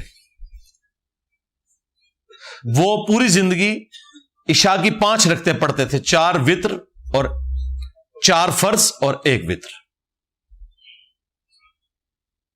اور سنتا بھی کوئی سے پڑھتے وچ جڑی 2 سنتا ہے نا وہ بھی کوئی نہیں۔ اور یہ الموطا امام مالک میں لکھا ہوا ہے، پہلی جو حدیث کی کتاب باقاعدہ طور پہ۔ یہ نہ سمجھیے گا انجینئر صاحب نے خود بیٹھ کے بنا لی یہ باتیں۔ اب جن لوگوں نے آپ کو نہیں بتایا اور آپ کو انہوں نے صرف عشاء کی 17 رکعتیں بتائی ہیں، ظلم تو انہوں نے کیا ہے نا۔ ان کو کوئی عشاء کی 17 رکعتیں سعد ابن ابی وقاص تو کوئی نہیں پڑھ دے، تسی چوکھے مسلم ہو۔ اور نفلی عبادت ہے، جتنی مرضی کوئی کرے، ہر بندے کے حالات و واقعات ایک جیسے نہیں ہیں۔ یہ اشراق، چاشت، اوابین، تہجد اور تحیت الوضو، تحیت المسجد، او اللہ دے بندے ہو، اے انہاں بندیاں سے جڑے ویلے نے، ہاں جو بیچارے 2 وقت کی روٹی مشکل سے کماتے ہیں، بس وہ فرض پڑے کافی ہے۔ ہر بندے کے لیے ہر چیز نہیں ہے، یہ ذہن میں رکھیے گا نا، یہ پاسبل ہے کہ وہ سارے کام بیک وقت کر لے، جو آسانی سے کر سکتا ہے۔ ہاں دن رات میں 17 رکعتیں آپ نے نہیں چھوڑنی، عشاء کی نہیں، پورے دن رات 24 گھنٹے میں 17، 2 فجر کے فرض، 4 ظہر کے، 4 عصر، 3 مغرب، 4 عشاء۔ باقی میری تفصیلی ویڈیوز اس پہ ریکارڈ ہے۔ میں گھر میں مکس اچار بناتا ہوں، کوئی سنی کوئی شیعہ، میرے والدین اور دونوں بھائی اہل تشیع۔ یہ اچار دا ودل کے تعلق ہے، مکس اچار بنا ہوا ہے، یعنی سنی بھی ہیں شیعہ بھی۔ میں تو دوسرے اپنے نا چار سمجھا وا،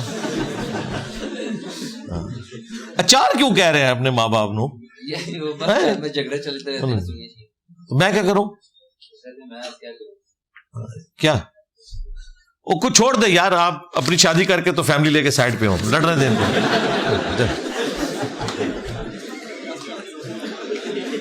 میری دادی محترمہ سید تھیں اور دادا غیر سید، تو کیا نسل سید ہوگی؟ نہیں، سید تو نہیں ہوگی، باپ سے نسل چلتی ہے۔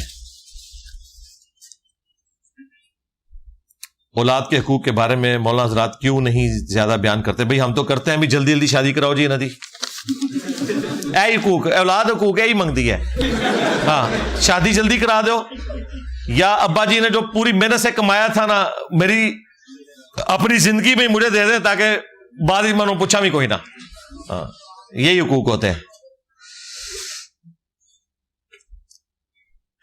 1,24,000 پیغمبر آئے، کیا ان میں سے ہندوؤں کے پاس بھی کوئی آئے ہوں گے؟ مے ناٹ بھی۔ ہندوؤں کا جو اس وقت جو سٹیٹس ہے واللہ عالم، ویسے تو ہمارے جو استاد تھے ڈاکٹر سرار صاحب، وہ کہتے تھے کہ یہ ابراہیمی صاحب کی بگڑی بھی شکلیں ہیں جو اوپنشد ہیں ان کے پاس، وہ کہتے تھے براہمن کا لفظ بھی ابراہیم سے نکلا ہوا ہے، واللہ عالم۔ باقی جنرل آئے تو ہے، وَإِن مِّن أُمَّةٍ إِلَّا خَلَا فِيهَا نَذِيرٌ، کوئی امت ایسی نہیں گزری جن میں کوئی ڈر سنانے والا نہ آیا ہو۔ تو پہلے کبھی آیا ہو تو چھوڑ دینا، نبی علیہ السلام کے بعد تو اب سارے پیغمبروں کا معاملہ منسوخ ہو چکا ہے، اب خاتم النبیین کو ماننا ضروری ہے صلی اللہ علیہ وآلہ وسلم، اور اگلے انبیاء پہ ایمان لانا ضروری ہے، پیروی رسول اللہ کی کرنی ہے، خواہ وہ عیسیٰ ابن مریم ہو قرب قیامت میں آئیں گے یا کوئی اور ہستی ہو، انہوں نے نبی الاسلام کی پیروی کرنی ہے۔ اسلام میں سیاست کو کیا مقام حاصل ہے؟ بہت اچھا مقام حاصل ہے، جو مقام خلفائے راشدین نے دیا۔ اگر آپ اس سے مراد پاکستان کی سیاست، تو توبہ توبہ، کرنا نو ہاتھ لاؤ۔ غیر اللہ کے نام کی نیاز کھا سکتے ہیں، غیر اللہ کے اصالے ثواب کے لیے اگر کیا ہوا ہے نا، اور اللہ کے نام کی نیاز ہے، وہ تو آپ کھا لیں، بشرطے کہ اصالے ثواب میں انہیں نفع پہنچانا مقصود ہو، ان سے نفع لینا مقصود نہ ہو، پھر تو وہ بھی حرام ہو جائے گا۔ کیا زور کی نماز کا عصر کی نماز پڑھ سکتے ہیں؟ مطلب عصر کے ٹائم سے پہلے؟ جی، تینوں طریقے سے سنت ہے، اگر واقعی آپ کی جینون کوئی مجبوری ہے تو ضرور تینوں طریقے سے جمع کریں۔ زور کے ساتھ عصر بھی جمع ہو سکتی ہے، سینٹر میں بھی ہو سکتی ہے، اور اثر کے ساتھ زور بھی ہو سکتی ہے. ترتیب ہمیشہ یہی رہے گی کہ پہلے زور پڑھیں گے پھر اثر. جمع تقدیم، جمع سوری، جمع تاخیر، تینوں سنت ہے. 2 نمازوں کو جمع کرنا تفصیلی ویڈیو ہے، ایک ایک حدیث ڈسپلے کرائی ہے. گاؤں میں چوری ہو تو وہاں کے پیر حضرات چور کی نشاندہی کر دیتے ہیں، کیا وہ نشاندہی صحیح ہوتی ہے؟ بالکل غلط ہے جی. اس طرح کون کر سکتا ہے؟ بالکل فراڈ ہے. جو اس کے قانونی طریقے ہیں وہ کتا کر سکتا ہے، پیر نہیں کر سکتا. ہاں، کیونکہ اللہ نے اسے سونگنے کی حص دی ہے. ہاں، اب اس کو کوئی یہ نہ کہ جی وہ کتا جو ہے وہ پیر سے افضل ہو گیا. ہاں، ہو سکتا ہے وہ بھی، ہاں ہو سکتا ہے، واللہ عالم. کیونکہ قرآن نے کہا ہے نا کہ جو اپنی عقل استعمال نہیں کرتے وہ چوپایوں سے بھی بدتر ہیں. اولئک کالانعام بل ہم اضل. ہاں، یہ ہم کوئی جذباتی بات نہیں کر رہے، قرآن سے ہے. اور اگر کوئی قرآن کو نہیں مانتا، بابوں کا ماننے والا ہے، تو بابوں نے تو خود یہ آپ کو سٹوری سنائی ہوئی ہے کہ جو تگودار خان تھا، چنگیز خان کی اولاد میں سے، تاتاریوں میں سے جو پہلا مسلمان ہوا تھا، اس کے پاس کوئی بابا جی گئے تھے تو اس نے اس بابے سے پوچھا کہ تمہارے، اس تگودار خان نے بابے سے کہا کہ یہ تمہاری داڑھی کے بال افضل ہیں یا میرے کتے کی دم؟ تو تگودار خان نے کہا تھا، اور یہ باپا جانی نے اپنے رسالے میں لکھا ہوا ہے،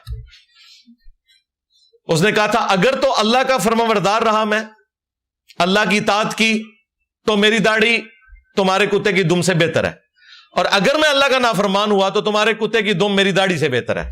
ہاں، تو یہ ان کے بزرگ بھی مانتے ہیں ان چیزوں کو. بس انجینئر صاحب کہتے تو کہتے ذرا سخت زبان ہو گئی ہے. اپنے بزرگوں میں کہتے ہیں معرفت کی بات کی، دیکھا تو آڈیاں معرفتاں ساریاں مر گیا. ہاں، تو اس چیز کو آپ نے دیکھنا ہے، سچائی کی پیروی کرنی ہے، اور جو آفیشل طریقے ہیں ان کو اڈاپٹ کرنا ہے. کتے ایکسپرٹ ہوتے ہیں، ان کے سونگنے کی حص انسانوں سے بہت زیادہ ہے. اگر کوئی کہتا ہے نا کہ جی انسان سے آپ نے، اللہ تعالیٰ نے ہر ایک کو صلاحیت ڈفرنٹ دی ہے. ویل مچھلی 1.5 گھنٹے تک سانس روک سکتی ہے، بابا 1.5 گھنٹے تک روک سکتا ہے؟ 3 منٹ بعد ہی شہادت درجے تک پہنچ جائے گا. چڑیا اڑ سکتی ہے، بابا نہیں اڑ سکتا. اگر وہ کہتا ہے اڑ سکتا ہے تو اڑو. نہیں، انجینئر صاحب نے پر کاٹ دیتے ہیں. تو جو قانوناً راستے ہیں وہ آپ اختیار کریں. ویسے تو کتے بھی اب 2 نمبر ادھر ہو گئے ہیں، آپ نے دیکھا نا، وہ 2 نمبر کتے بھی ہیں جو خام خواہ چوری کسی کے اوپر ڈال دیتے ہیں. وہ والے کتے نہ ہون، صحیح والے اوریجنل کتے ہون. ٹومی کیا کسی صحابی کا غلطی کرنا ان کے مقام کو کم کر دیتا ہے؟ مقام نہیں کبھی کم ہوتا بھائی، انسان تو غلطی کرے گا. اگر انبیاء سے غلطیاں ہوئیں جو گناہ نہیں تھے، لغزشیں ہوئیں، تو ان کا مرتبہ کو ختم نہیں ہو گیا. مرتبہ نہیں کم ہوتا، مرتبہ اپنی جگہ پہ رہے گا. غلطی ہے، غلطی سے توبہ کر لی تو معاف ہو گیا. انسان کو اپنی عبادت کے لیے پیدا کیا اللہ تعالیٰ نے. اس سے کیا مراد ہے؟ عبادت سے مراد ہے ٹوٹل اوبیڈینس. حقوق اللہ بھی پورے کرنے ہیں، حقوق العباد بھی. عبادت کے لیے پیدا کیا ہے، پرستش کے لیے پیدا کیا ہے، تابع فرمان رہنے کے لیے پیدا کیا ہے. وما خلقت الجن والانس الا لیعبدون. جنوں اور انسانوں کو فقط اپنی عبادت کے لیے پیدا کیا. اللہ کو ماننا کافی نہیں ہے، اللہ کی ماننی ہے. ماننے کے ساتھ ساتھ اللہ کی ماننی ہے تو وہ عبادت ہے. تو اللہ کی ماننی ہے تو ماں باپ کے ساتھ اس نے سلوک کرنا ہے کیونکہ اللہ نے حکم دیا ہے. نماز پڑھنی ہے کیونکہ اللہ نے حکم دیا ہے. رزق حلال کمانا ہے کیونکہ اللہ نے حکم دیا. تو عبادت سے مراد صرف نماز، روزہ، حج، زکات نہیں ہے، ٹوٹل دین عبادت ہے. میں بچوں کو دیکھ کر ان کو ہنسانے کے لیے الٹے سیدھے منہ بناتا ہوں، کیا یہ جائز ہے؟ ہاں ٹھیک ہے، یہ تو مذاق کے طور پر ہو سکتا ہے، لیکن کوئی نارمل طریقہ بھی اڈاپٹ کریں. یہ نہ ہو کہ تھوڑے بچے بڑے ہوں تو آپ کا مذاق اڑانا شروع کر دیں. صاحب نہ لی چلو. کبھی کبھی دل میں خیال آتا ہے کہ اگر مرنے کے بعد اللہ اور قرآن و سنت والا معاملہ نہ ہوا تو کیا ہوگا؟ پھر تو کچھ بھی نہیں ہوئے گا، موجہ مارو.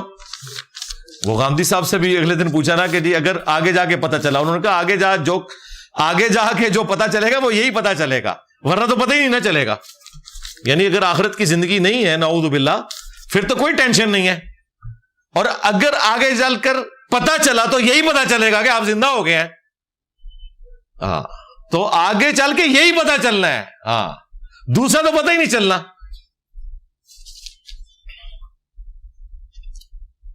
اگر مسجد کا امام بغیر رفع الیدین کے نماز پڑھاتا تو ہم بھی اس کے پیچھے رفع الیدین کے بغیر نماز پڑھیں؟ نہیں جی نہیں، آپ نے سنت کے مطابق پڑھنی ہے، اس کی غلطی کا وبال اس کے اوپر ہوگا. اور خود یہ جو بھولے بن کے آپ کو یہ مشورے دیتے ہیں، خود یہ امام کعبہ کے پیچھے نماز ہی نہیں پڑھتے، اور جو پڑھتے ہیں وہ بھی رفع الیدین شروع نہیں کرتے. اس وقت انہیں نہیں خیال آتا کہ امام کعبہ رفع الیدین کر رہا ہے تو ہم شروع کر دیں.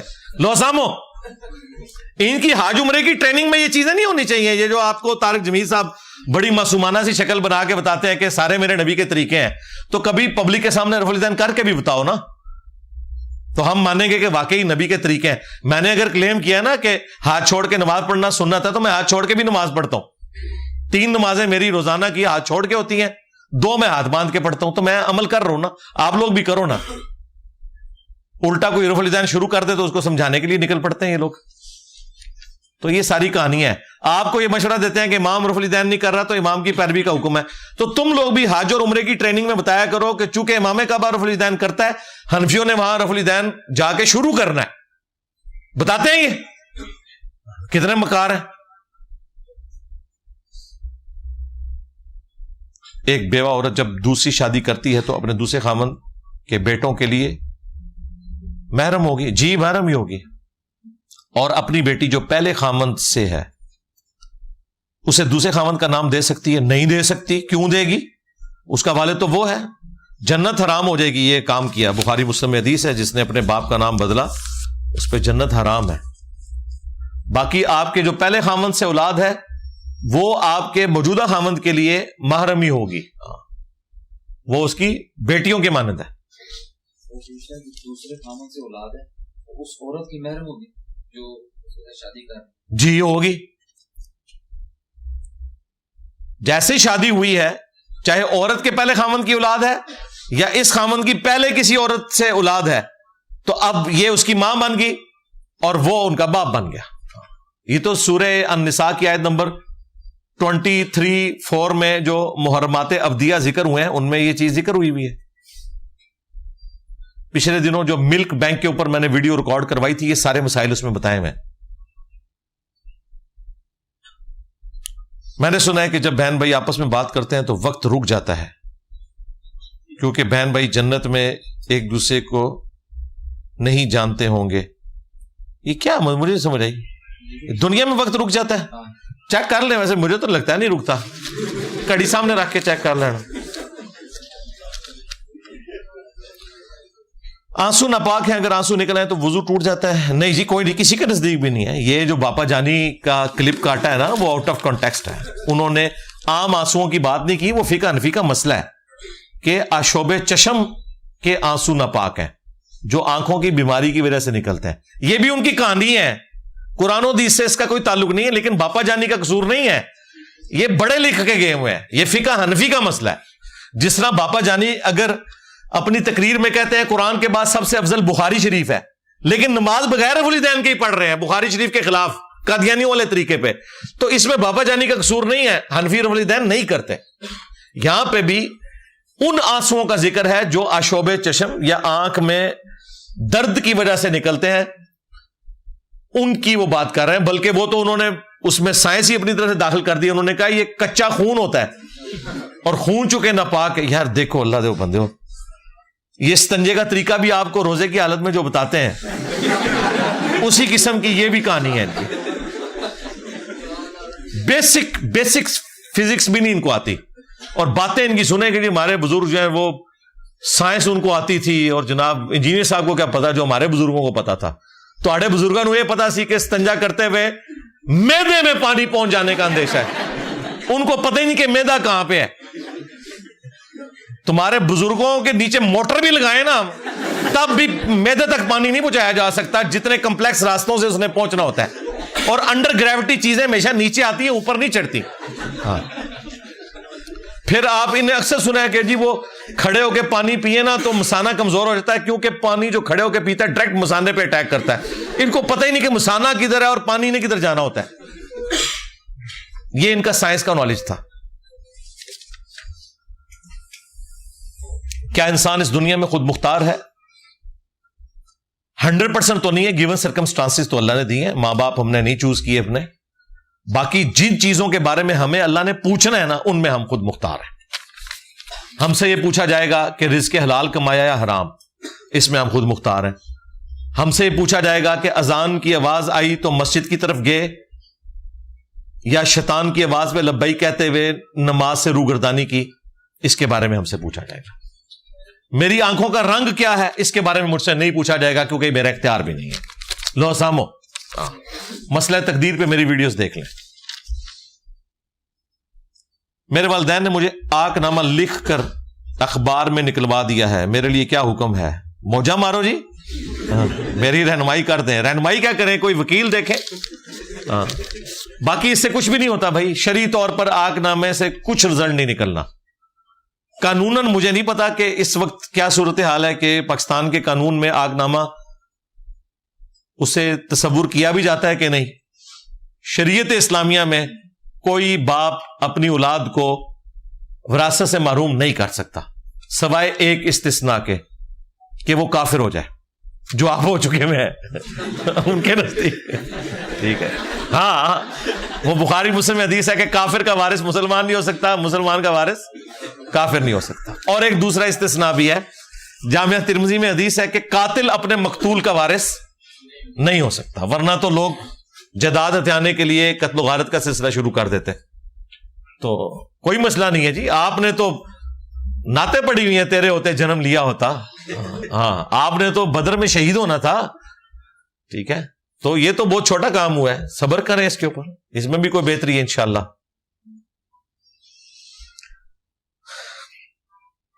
قرآن میں ہے کہ نیک لوگوں کی روحیں آسانی سے نکلتی ہیں، لیکن نبی علیہ السلام نہیں، قرآن میں تو کوئی نہیں لکھا ہوا کہ نیک لوگوں کی روحیں آسانی سے نکل جاتی ہیں. اس ٹاپک کو تو ڈسکس ہی نہیں کیا گیا.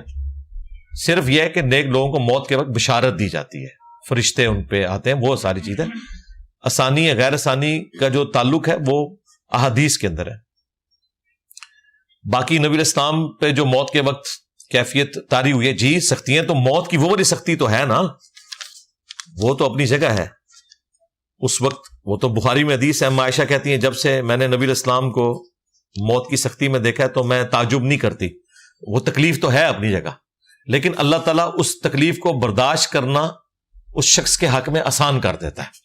بس یہ ہوتا ہے. باقی تو حقیقت بات ہے کہ اگر اچانک چھوٹے سے دھماکے کی آواز آئے تو آپ نہ چاہتے ہوئے بھی ایک بار ہل جائیں گے، آنکھیں بند کر لیں گے. وہ دیکھا نہیں تھا دھرنے میں وہ ڈاکٹر طاہر القادری صاحب کا جب سپیکر پھٹا تھا، الا ان اولیاء اللہ لا خوف علیہم ولا هم یحزنون، ختم ہو گیا سی.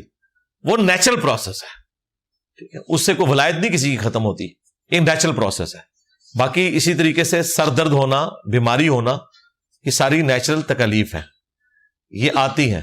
ان تکالیف کو برداشت کرنا آسان ہو جاتا ہے. باقی جو اللہ کے نافرمان ہیں ان پہ تو تکلیف ہی بہت بڑے لیول کی آتی ہے، والعیاذ باللہ تعالی. ہاں، تو یہ جو مؤمن کے لیے موت کے اس سفر سے گزرنا اللہ تعالیٰ آسان کر دیتا ہے انشاءاللہ تعالی. آل عمران کیا ہے 7 متشابہات سے مراد کیا ہے؟ متشابہات کے اوپر میں نے تفصیلی ویڈیوز ریکارڈ ہے، میں نے قرآن کی تفسیر میں بھی اس کے اوپر ڈسکشن کی تھی. عربی میں کہتے ہیں ریزیمبلنس، یعنی کسی چیز کی مثال بیان کرنا. اب چونکہ آخرت کی زندگی کو دنیا میں تو دکھایا نہیں جا سکتا، اس کا ایک دھندلا سا تصور پیش کیا جا سکتا ہے. دنیا میں اللہ نے فروٹ رکھے ہیں یہ بتانے کے لیے کہ جنت میں بھی فروٹ ہوں گے، لیکن وہ فروٹ اور یہ فروٹ کوئی کمپیریزن نہیں. وہ نہ کسی آنکھ نے دیکھے، نہ کسی کان نے سنے، نہ کسی کے دل پہ ان کا کھٹکا گزرا، جو بخاری مسلم میں حدیث ہے. لیکن ایک دھندلا تصور تو ہو جاتا ہے نا جب آپ ذہن میں لاتے ہیں کہ شہد کی نہر ہوگی، شہد کا ٹیسٹ تھوڑا بہت آپ کو پتا ہے، اب وہ والا شہد کیا اور پھر نہر کی کیا کیفیت ہے، وہ صرف سمجھانے کے لیے. یہ ہے متشابہات، جو انسانوں کو سمجھانے کے لیے اللہ نے مثالیں بیان کی ہیں جن کی حقیقت ہمیں نہیں پتا. حوریں، وہ طارق جمیل صاحب جتنی بھی کوشش کر لیں وہ آپ کو نہیں سمجھا سکتے، وہ وہاں جا کے پتا چلے گا. اس طریقے سے اللہ تعالیٰ کی جو کوالٹیز ہیں، اللہ دیکھتا ہے، اللہ سنتا ہے، ہم بھی دیکھتے ہیں، ہم بھی سنتے ہیں، لیکن زمین و آسمان کا فرق ہے. تو یہ سمجھانے کے لیے باتیں کی جاتی ہیں، مثالیں بیان کر کے انہیں کہا جاتا ہے متشابہات، یعنی جو ریزیمبلنس والی چیزیں ہیں، ایک دوسرے کے مشابہ ہیں. ہم اردو میں لفظ استعمال کرتے ہیں بس یہ ہے. تو اس لیے اللہ نے کہا کہ قرآن میں جو متشابہات ہیں بس ان پہ ایمان لے کے آنا ہے. اللہ کا عرش ہے کیسا ہے, اللہ کی کرسی کیسی ہے, اللہ کی آنکھیں کیا اس طرح ہم اشارہ کر سکتے ہیں؟ نہیں. اس کی تفصیلات کیا ہیں وہ اللہ کو پتا ہے. ان پہ ایمان لانا ہے, اور ساتھ ہی اس میں ہے کہ محکمات جو ہیں وہ کتاب کی جڑ ہیں, ان پہ آپ نے عمل کرنا ہے. میں اپنے والد مرحوم کے لیے عمرہ کرنا چاہتا ہوں, اس کا طریقہ بتا دیں. والد کے لیے عمرہ نہ کریں, حج کریں نا بھائی. اگر ان پہ حج فرض تھا اور نہیں کر سکے تو حج بدل ان کی طرف سے آپ کریں. عمرہ تو چھوٹی چیز ہے نا, حج کریں. اور اگر حج کی استطاعت نہیں ہے تو ٹھیک ہے, عمرہ کر لیں. اس کے لیے ضروری ہے کہ آپ نے پہلے عمرہ کیا ہو. وہ ابو داؤد میں حدیث ہے, ایک صحابی عمرے کی نیت کرتے وقت لبیک کہتے ہوئے اپنے بھائی کا نام لے رہے تھے, تو آپ نے فرمایا یہ کس کا نام لے رہے ہو؟ ان کا میں اپنے بھائی کی طرف سے کر رہا ہوں. آپ نے فرمایا کہ تم نے اپنا عمرہ کیا ہوا ہے پہلے؟ فرمایا پہلے اپنا کرو پھر بھائی کی طرف سے کرو. ٹھیک ہے, تو وہ تو دل کے ارادے کا نام ہے, پہلے آپ اپنا کر لیں اس کے بعد ان کی طرف سے کریں. سلونی پر مولا علی علیہ السلام کا علم اور معرفت. سلونی یعنی پوچھ لو جو مجھ سے پوچھنا ہے. ظاہر ہے اتنا ہی وہ بتا سکتے تھے جو بتایا گیا تھا. باقی جو وقت کے ساتھ ساتھ اللہ تعالیٰ نے انسان کو ترقی کروائی ہے, ان چیزوں کے علوم اس وقت نہ ان لوگوں کی ضرورت تھے, اور نہ اللہ تبارک و تعالیٰ نے ان کے ذریعے کوئی ایسے علوم ظاہر کیے. وہ وقت کے ساتھ ساتھ انسان ترقی کرتا جا رہا ہے, جو سائنس کا علم ہے. باقی دین کے حوالے سے ظاہر ہے ان سے بڑا کوئی عالم نہیں تھا, اور وہ ہمارے دین کے ہی امام ہے. نبی الاسلام کو 3 دن کے بعد دفن کیا گیا. ان 3 دنوں میں اگر کسی کافر نے کلمہ پڑھا اور نبی الاسلام کی چارپائی پر زیارت کر لی تو کیا وہ شخص بھی صحابی رسول بن گیا؟ نہیں, وہ صحابی نہیں بنے گا. ویسے تو اس طرح کا کوئی واقعہ رپورٹ نہیں ہوا, اور اگر ہو بھی تو وہ صحابی نہیں بنے گا, کیونکہ نبی الاسلام کی جو دنیا میں مبارک زندگی ہے وہ زمانہ اس نے نہیں پایا. اگر جمعہ کی نماز جماعت سے نہ پڑھ سکے تو گھر میں کتنی رکعت پڑھیں گے؟ گھر میں کیوں پڑھیں, مسجد میں ہی پڑھیں جا کے. کوئی اور رہ گیا ہو تو اس کے پیچھے پڑھ لیں. اور ویسے جمعے تو یہاں ختم نہیں ہوتے, 1 بجے شروع ہوتے ہیں تو 2:30 بجے تک جمعے ہی جمعے ہوتے ہیں. کہیں اور مسجد میں جا کے جمعہ پڑھ لیں, اور اگر کہیں بھی نہیں مل رہا تو ظہر کے 4 فرض پڑھیں گے. جمعہ تو جماعت کے ساتھ ہے, بغیر جماعت کے نہیں ہوتا. والدین کی علیحدگی ہے. والد نے بیٹے کو ماں کے حوالے کر دیا اور ہر قسم کی کفالت سے انکار کر دیا. بچے کو ماں نے پالا, اب بچے پر والد کی خدمت. جی بچے پہ لازم ہی رہے گی بھائی, وہ اس کا جرم تھا, وہ اللہ کے حضور جواب دہ ہوگا. آپ اپنے ماں باپ کے ساتھ بدسلوکی نہیں کر سکتے. والد صاحب نے زندگی میں وراثت تقسیم کر دی شرعی لحاظ سے, جو کہ اب ہم بھائیوں نے مل کر دوبارہ سے سب بہنوں کو دی. بہت اچھا کام کیا, ایسے ہی کرنا چاہیے تھا. آپ کے والد صاحب نے غلط کیا تھا. باقی وفات کے بعد ہوا تو وراثت کے ذریعے سے ہی تقسیم ہوگی, یعنی لڑکوں کو 2 حصے اور لڑکی کو 1 ملے گا. قبرستان میں فاتحہ خوانی کے لیے جائیں تو وضو ضروری ہے؟ فاتحہ خوانی کے لیے تو جانا نہیں ہے, صرف دعا کے لیے جانا ہے آپ نے اور عبرت حاصل کرنے کے لیے. وضو کرنا کوئی ضروری نہیں ہے. امام کے پیچھے نماز ظہر میں سورہ فاتحہ پڑھنی ہے مقتدی نے, اور کیا کرنا ہے؟ دکانوں کا حساب کرنا ہے. ظہر میں کیا کرنا ہے؟ اور سورہ فاتحہ بھی پڑھنی ہے اور ساتھ سورت بھی ملانی ہے. جب تک امام رکوع میں نہیں جاتا آپ نے قرآن پڑھتے رہنا ہے. امام کے پیچھے فاتحہ تفصیلی ویڈیو ہے میری. اپنے پیسے واپس لینے کے لیے جھوٹ بول سکتے ہیں؟ جھوٹ نہیں, توریہ کر سکتے ہیں آپ. مطلب یہ کہہ سکتے ہیں مجھے سخت ضرورت ہے, تو بات ٹھیک ہے, یہ ہر بندے کو پیسے کی ضرورت ہے. ہمارے ماں باپ کسی گاؤں کے رہنے والے ہو جہاں دین و ایمان کی کوئی فکر نہ ہو, اور آج ہم ان پر نماز و قرآن کے لیے سختی کر سکتے ہیں؟ بھائی سمجھا ہی سکتے ہیں, سختی سے کچھ نہیں ہونا. سختی آپ نے جو کرنی ہے وہ اپنے بیوی بچوں پہ کرنی ہے, ماں باپ پہ کوئی سختی نہیں ہے.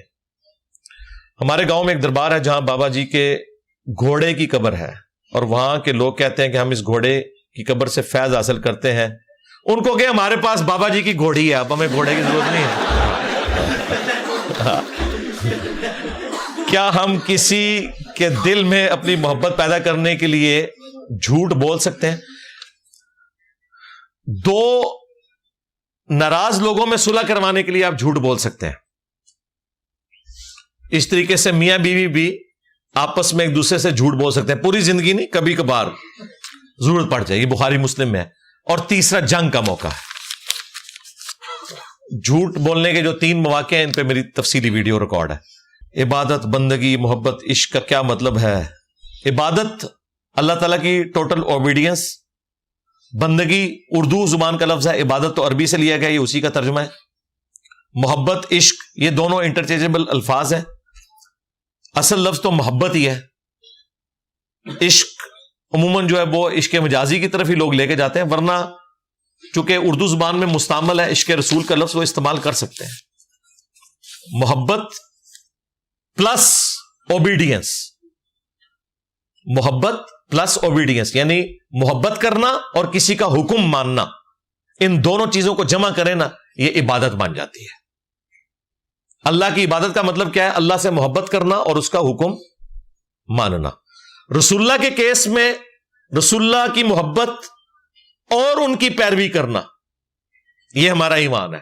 اور اس کے لیے جو لفظ استعمال ہوا ہے قرآن میں وہ ہے اتباع. ٹھیک ہے, تو یہ میتھمیٹیکل ایکویشن یاد رکھیں, اللہ کی محبت پلس اللہ کی اطاعت از اکول ٹو اللہ کی عبادت. رسول اللہ کی محبت پلس رسول اللہ کی اطاعت از اکول ٹو رسول اللہ کی اتباع. قل ان کنتم تحبون اللہ فاتبعونی یحببکم اللہ. نبی الاسلام کی اتباع اختیار کرنی, اطاعت تو کرنی ہی کرنی ہے نا, لیکن اعلیٰ درجہ یہ ہے محبت کے ساتھ اطاعت کرنی ہے, وہ ہے اتباع. بدعت کی صحیح معنوں میں تعریف نبی الاسلام نے خود کیا, من احدث فی امرنا ھذا فہو رد. جس نے ہمارے دین میں کوئی نئی چیز داخل کر دی وہ مردود ہے. یہ ٹیوب لائٹ دین میں داخل نہیں ہوئی ہے, کوئی یہ نیت نہیں کرتا نیچے اس ٹیوب لائٹ کے اور سامنے اس پنکھے کے اور اے سی شریف کے اوپر اس قالین کے. ویسے تو زبان سے نیت ثابت ہی نہیں ہے. یہ دین کو سپورٹیو چیزیں ہیں. جو مسلم شریف میں حدیث ہے, جس نے دین میں اچھا طریقہ جاری کیا اس کو ثواب ملے گا, اور سارے لوگوں کا ثواب بھی اسے ملے گا, اور ان کے اپنے ثواب میں کمی نہیں ہوگی. اور جس نے برا طریقہ جاری کیا ان کا وبال اس پہ ہوگا, اور ان کے وبال میں بھی کمی نہیں ہوگی. اچھی بدعت اور بری بدعت, یہ میری ویڈیو ریکارڈ ہے, تفصیل کے ساتھ میں نے اس پہ ڈسکشن کی ہے. امام بخاری ہر حدیث کو لکھنے سے پہلے غسل اور 2 نفل ادا کرتے تھے. واللہ عالم جی یہ ثابت بھی ہے کہ نہیں, اور اگر کوئی کرے بھی تو اس میں بدعت والا کون سا عمل ہو گیا؟ یہ نفلی چیز ہے, کوئی کر لیتا ہے, اس میں کوئی نہیں. بدعت ہمیشہ اجتماعی چیزوں میں آتی ہے. آپ روزانہ صلاۃ و تسبیح پڑھیں, کوئی مسئلہ نہیں ہے, لیکن اگر آپ مسجد میں بینر لگائیں گے کہ صلاۃ و تسبیح کی جماعت فلاں دن جماعت کے ساتھ ادا کی جائے گی, یہ بدعت ہو جائے گی. کیونکہ جن چیزوں کی اعلانیہ تشہیر کی جاتی ہے وہ ہیں جو نبی الاسلام نے مشروع فرمائی ہے. نفلی طور پہ تو اگر اس طرح بدعت بنائیں گے جس چیز کی اصل اپنی جگہ ثابت ہے, مثلا نفل پڑھنا اصل ہے, ثابت ہے, استخارہ کرنا نبی الاسلام مشورہ دیتے تھے. اگر امام بخاری سے یہ ثابت بھی ہو کہ وہ حدیث لکھنے سے پہلے 2 نفل پڑھتے تھے, استخارہ کرتے تھے, تو یہ تو اصل میں ثابت ہے. وہ یہ تو نہیں کہتے تھے کہ قلم پکڑنے سے پہلے وہ کہتے ہو دادا صاحب کی گھوڑی. انڈیویجول کوئی بھی عمل کرے, ہم بدعت نہیں. ایک بندہ کہتا ہے میں روزانہ 1000 دفعہ درود شریف پڑھتا ہوں, تو کسی حدیث میں تو نہیں لکھا ہوا کہ آپ نے روزانہ 1000 دفعہ درود شریف پڑھنا ہے. ہم نہیں کہیں گے بدعت ہے, ہم کہیں گے جنرل حدیث ہے ترمذی میں کہ قیامت کے دن میرے سب سے زیادہ نزدیک وہ شخص ہوگا جس نے دنیا میں مجھ پہ سب سے زیادہ درود شریف پڑھا ہوگا. اللہم صلی علی محمد وعلی آل محمد.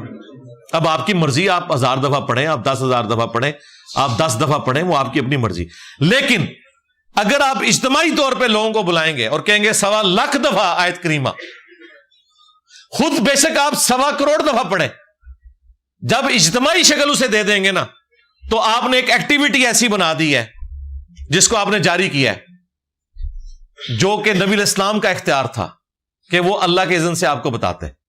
فرض نماز کے لیے ہم اذان دیتے ہیں نا, اگر کوئی اشراق کی نماز کے لیے اذان دے تو ہم اسے بدعت ہی کہیں گے, کیونکہ وہ اجتماعی کام کی طرف بلا رہا ہے.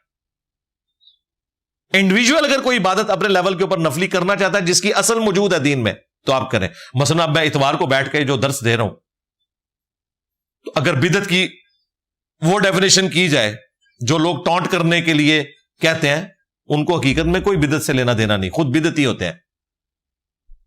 تو اتوار والے دن نبی الاسلام نے تو کوئی درس نہیں دیا. آپ نے ایک جمعرات کا دن مخصوص فرمایا تھا, درس و تدریس کے لیے, اور جمعے کی آپ کی تذکیر ہوتی تھی, جمعے کا خطبہ, دیٹس آل. اس وقت ظاہر وہی ویکینڈ تھا, لوگوں کے پاس ٹائم اویلیبل ہوتا تھا. آج ویکینڈ, اتوار ہے, ہم نے وہ درس قرآن اس دن رکھ لیا ہوا ہے. باقی جو نبی علیہ السلام نے فرائض کے طور پر مشروع چیزیں فرمائی ہیں وہ اپنی جگہ پہ ہیں. نماز کی ٹائمنگز, نماز کا طریقہ, یہ ساری کی ساری چیزیں اسی طریقے سے جاری رہیں گی. لیکن اگر میں اتوار والے دن جمعہ شروع کرا دوں اس چکر میں کہ لوگ ادھر آنا شروع کر دیں, تو ظاہر ہے یہ تو بدعت ہوگی. اتوار والے دن تو نہیں جمعہ پڑھا جاتا, جمعہ تو جمعے کے دن ہی ہوگا.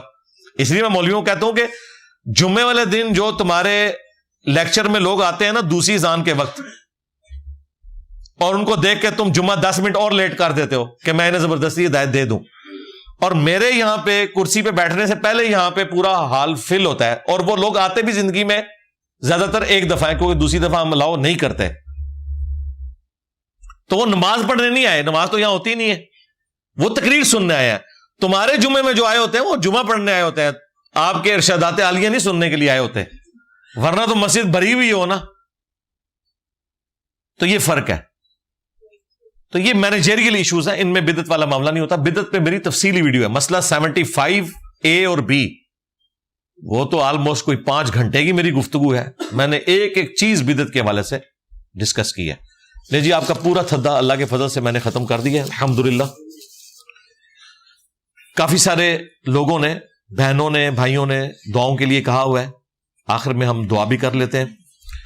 اللہم انی اسألک بانک انت اللہ لا الہ الا انت الاحد الصمد الذی لم یلد ولم یولد ولم یکن له کفوا احد وإلہکم الہ واحد لا الہ الا هو الرحمن الرحیم الف لام میم اللہ لا الہ الا هو الحی القیوم اللہم صلی علی محمد وعلی آل محمد ربنا آتنا فی الدنیا حسنہ وفی الآخرۃ حسنہ وقینا عذاب النار ربنا آتنا من لدنک رحمہ وہیئ لنا من امرنا رشدا رب ارحمہما کما ربیانی صغیرا ربنا هب لنا من ازواجنا وذریاتنا قرۃ اعین وجعلنا للمتقین اماما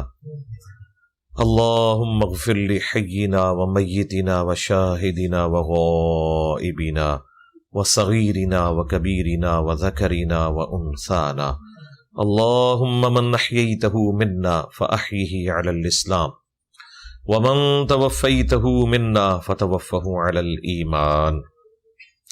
اے اللہ, جن جن بھلائیوں کا سوال تیرے محبوب صلی اللہ علیہ وآلہ وسلم نے تجھ سے کیا, ہمارے حق میں, ہمارے ماں باپ کے حق میں, ہمارے بیوی بچوں کے حق میں, ہمارے رشتہ داروں کے حق میں, پوری امت کے حق میں قبول و منظور فرما. اور جن جن چیزوں کے شر سے تیرے محبوب صلی اللہ علیہ وآلہ وسلم نے تیری پناہ طلب کی, تمام مسلمانوں کو ان چیزوں کے شر سے اپنی پناہ عطا فرما. خصوص بالخصوص فلسطین کے مسلمان, کشمیر کے مسلمان, انڈیا کے مسلمان, چائنا کے, یمن کے, عراق میں, افغانستان میں, شام میں, پاکستان میں, جہاں کہیں کس پرسی کی زندگی گزار رہے ہیں, غیب سے ان کی عزت, آبرو, جان و مال کی حفاظت فرما. ہمارے ملک پاکستان کی خیر فرما, پورے عالم اسلام کی خیر فرما, اندرونی اور بیرونی خطرات سے محفوظ فرما. تمام مسلمانوں کی تمام دینی, دنیاوی, جسمانی, روحانی, ظاہری, باطنی پریشانیاں, تکلیف, مصیبتیں, دکھ درد, بیماریاں, دشواریاں دور فرما, اور تمام نیک دلی جائز دعاؤں کو اپنی بارگاہ میں قبول و منظور فرما. اے اللہ, ختم نبوت صلی اللہ علیہ وآلہ وسلم کی برکت سے ہمیں قرآن و سنت کی دعوت کو پوری دنیا میں عام کرنے کی توفیق عطا فرما. سبحان ربک رب العزت عما یصفون وسلام علی المرسلین والحمد للہ رب العالمین وصلی اللہ علی النبی الکریم وعلی آلہ واصحابہ اجمعین الی یوم الدین. آمین.